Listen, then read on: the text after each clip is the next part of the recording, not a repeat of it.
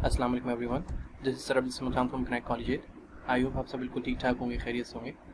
अच्छा जी बेटा, आज हम लोग थ्योरम नंबर 3 को डिस्कस करने के लिए जा रहे हैं, जो कि पैरेलल लाइन से रिलेट कर रहा है। तो ये थ्योरम क्या है, आइए स्टार्ट करते हैं। अच्छा जी, देखिए इसकी स्टेटमेंट हमें इस तरीके से दी गई है कि if a transversal intersects two coplanar lines such that the pair of alternate angles are congruent then the lines are parallel. अच्छा जी, देखिए यहाँ पे इसने आपसे कहा है कि आपको दो लाइंस हैं, ठीक है, और एक ट्रांसवर्सल है जो दो कोप्लेनर लाइंस को इंटरसेक्ट कर रहा है। अच्छा, ये कोप्लेनर का मतलब क्या होगा?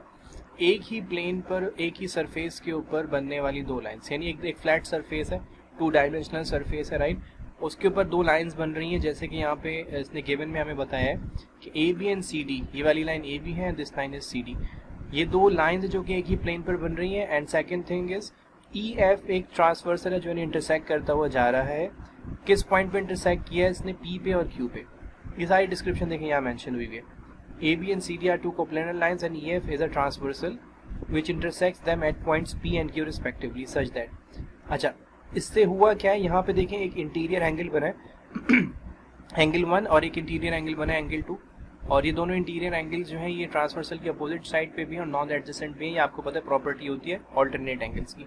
ये चीज सवाल में गिवन थी, राइट। देखिए ये सवाल में लिखा था such that the pair of alternate angles are congruent, that's why ये हमें गिवन की कैटेगरी में हमने लिए। अच्छा, देन के बाद जो चीज होती है वो हमें प्रूफ करनी होती है। देन में लिखा है द लाइंस आर पैरेलल, यानी ये जो लाइन ए बी और सी डी है ना, ये पैरेलल होंगी, ये चीज हमें प्रूफ करनी है, ठीक है। अच्छा, इसके लिए थोड़ा सा हमें एक काम करना पड़ेगा कंस्ट्रक्शन के लिए। मैं आपको नेक्स्ट स्लाइड में दिखाता हूँ क्या है। देखो काम ये आपसे कह रहा है कि if A B and C D are not parallel then being coplanar they will meet at a point say at R and PQR will be a triangle as shown in figure 2। देखिए ये figure आप लोग को अपनी screen पर बेटा नजर आ रही होगी। अब देखें दो चीजें हो सकती हैं, या तो दो लाइंस पैरेलल होंगी, और अगर पैरेलल नहीं है तो अल्टीमेटली दूसरा उसका नतीजा निकलता है कि वो लाइंस जो इंटरसेक्टिंग लाइंस होंगी। अब यहाँ पे हमने क्या कहा है कि थोड़ी देर के लिए सपोज कर लेते हैं कि लाइंस पैरेलल नहीं है। कौन सी? ए बी और सी डी जो है, मैंने प्रीवियस अभी आपको स्लाइड में दिखाया था, वो पैरेलल थोड़ी देर के लिए हम सपोज करते हैं कि नहीं है। अगर वो पैरेलल नहीं है इसका मतलब है वो इंटरसेक्ट कर रही होंगी। तो सी डी लाइन तो मैंने ऐसे ही ली है, इस लाइन को मैंने थोड़ा सा बैंड करके ड्रॉ किया ताकि मैं शो कर सकूं कि ये दोनों एक दूसरे को पॉइंट आर पे आके इंटरसेक्ट कर रही है, राइट। बाकी ई एफ जो था ट्रांसवर्सल वो एज इट इज पी और क्यू पे इंटरसेक्ट कर रहा था, विच चीज मैंने ऐसे ही ली है। इससे होगा क्या? देखें इससे होगा ये कि यहाँ पे एक ट्राइंगल जनरेट हो जाएगा, इसका नाम होगा पी क्यू आर, ठीक है। और इसके अंदर एक इसका इंटीरियर एंगल हमें सवाल में ही दिया हुआ था एंगल 2, वो मिल जाएगा, और एक एंगल नंबर 1 जो सवाल में इसने बनाया था वो हमें यहाँ पे मिल जाएगा। तो इस तरह से हमें एक ट्राइंगल और इसका एक इंटीरियर और एक्सटीरियर नॉन एडजेसेंट एंगल हमें मिलेगा, ठीक है। अब इसके स्टेटमेंट और रीजंस की तरफ चलते हैं, इससे मजीद हमें कुछ चीज क्लियर होगी बेटा। आइए देखते क्या है। ओके, देखिए पूरा चार्ट आपके सामने नजर आओगा, मैं आपको स्टेप बाय स्टेप इसको समझाता हूँ। यहाँ पे इसने आपको, जैसे मैंने अभी पिछली स्लाइड में आपको बताया था, हमें एक ट्राइंगल मिल रहा है पी क्यू आर। तो यहाँ पे हमसे कह रहा है कि in triangle P Q R measurement angle 1 is an exterior angle and measurement angle 2 is an interior angle. ये डेफिनेशन है, इसका रीजन में लिख दिया by definition of the interior and exterior angles, कि जो ट्राइंगल के बाहर एंगल बनता है वो एक्सटीरियर होता है और अंदर बनने वाला इंटीरियर होता है। तो बेसिक चीज है। अच्छा, सेकंड ऑब्जर्वेशन मेरी ये थी, देयरफॉर, ये 3 डॉट्स आपको होता है देयरफॉर के लिए शो होते हैं। Therefore measurement angle 1 is greater than measurement angle 2। अब ये हुआ क्यों है? मैं आपको जरा पीछे दोबारा लेके चलता हूँ बेटा, फिर आपको समझाता हूँ। देखो ये जो एंगल 1 है ना, ये है ट्राइंगल के बाहर वाला एंगल, ठीक है। और ये जो एंगल 2 बन रहा है ये ट्राइंगल के अंदर है, और ये इसके साथ एडजेसेंट नहीं, नॉन एडजेसेंट है। हमने ये प्रॉपर्टी पढ़ी हुई है थ्योरम नंबर 2 के अंदर कि जब ट्राइंगल ड्रॉ होता है और उसकी एक साइड को अगर आप एक्सटेंड कर देते हो तो उसका जो बाहर वाला एंगल होता है, एक्सटीरियर एंगल जो होता है, वो इंटीरियर नॉन एडजेसेंट एंगल से बड़ा होता है अगर इंडिविजुअली देखा जाए तो। यानी ये वाला एंगल जो है वो इस वाले एंगल से और इस वाले एंगल से इंडिविजुअली बड़ा होगा।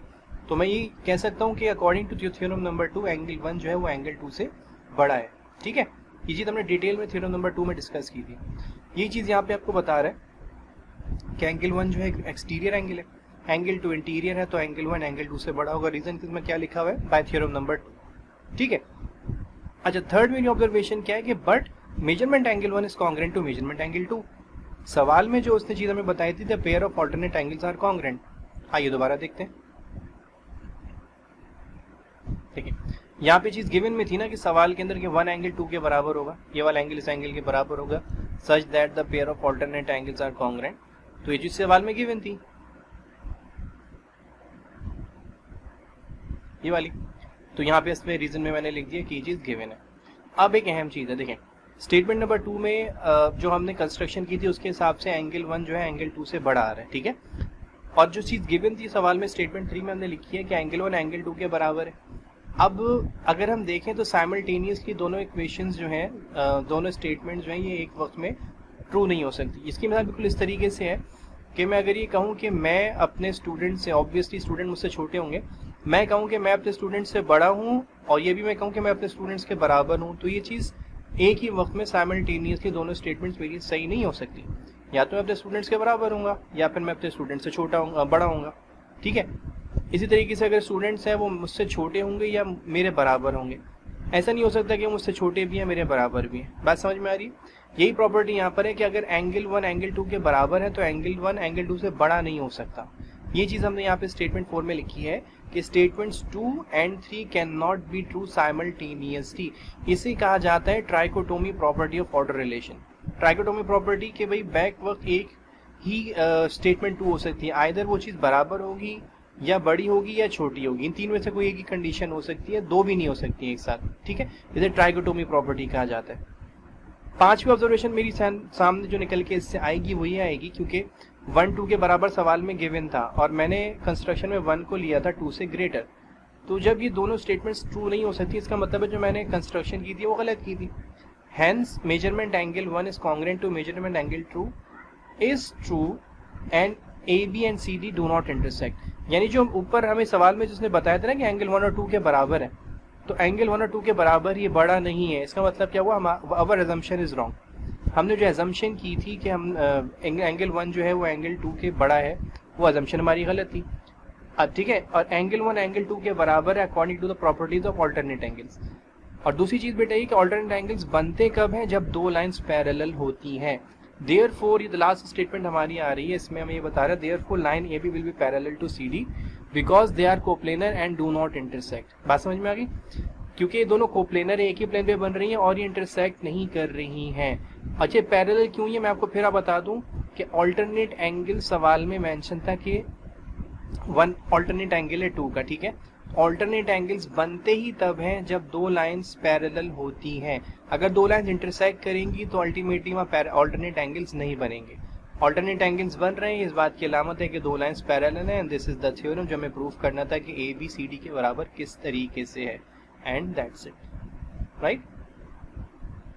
ओके भैया, this is theorem number 3। I hope आप लोगों को चीज़ क्लियर हो गई होगी।